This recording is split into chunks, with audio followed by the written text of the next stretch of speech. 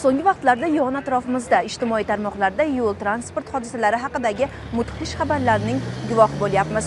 Bugun uydan chiqqan haydovchi umuman boshqa maqsadda, boshqa rejalar bilan chiqqan bo'lishi mumkin.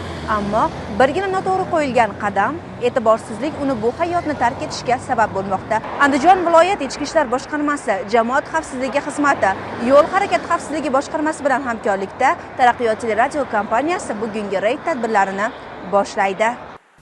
Yo'l harakatida ishtirok etayotgan har bir fuqaro belgilangan qoidalarga so'zsiz amal qilishi shart. Chunki yo'l qoidalariga rioya qilish nafaqat o'z hayotingiz, balki atrofdagilar xavfsizligi uchun ham muhimdir.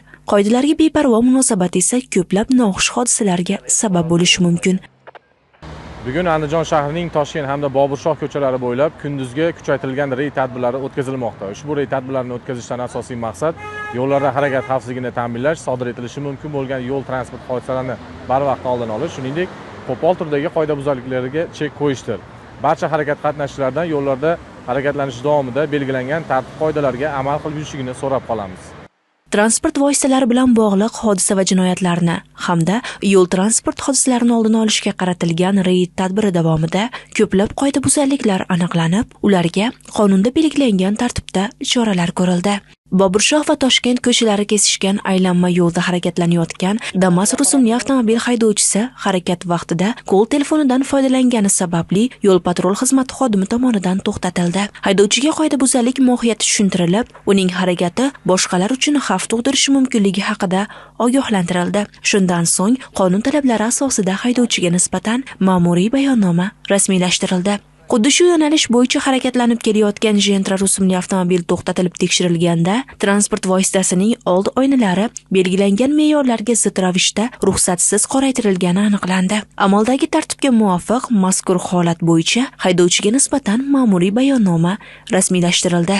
Maxsus reyd davomida Xitoy Xalq Respublikasidan olib kirilgan avtomobil yo'l-patrul xizmati xodimi tomonidan to'xtatilib tekshiruvdan o'tkazildi. Tekshiruv jarayonida transport vositasi belgilangan tartibda ro'yxatdan o'tkazilmagani ma'lum bo'ldi.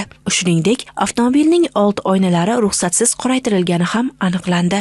Eng e'tiborli jihati, haydovchi voyaga yetmagan shaxsni old o'rindiqqa xavfsizlik qoidalariga zid tarzda olib ketayotgani kuzatildi. Mashina jarima maydonchasiga joylashtirildi. Kunduzgi reyd davomida Mashrab ko'chasi bo'ylab harakatlanayotgan Monza rusumli avtomashina to'xtatilib tekshirilganda, oldi pesh oynasini tonik apparati yordamida o'lchaganimizda pesh oynasini yorug'ligi o'tkazuvchanligi standartlarga mos kelmadi.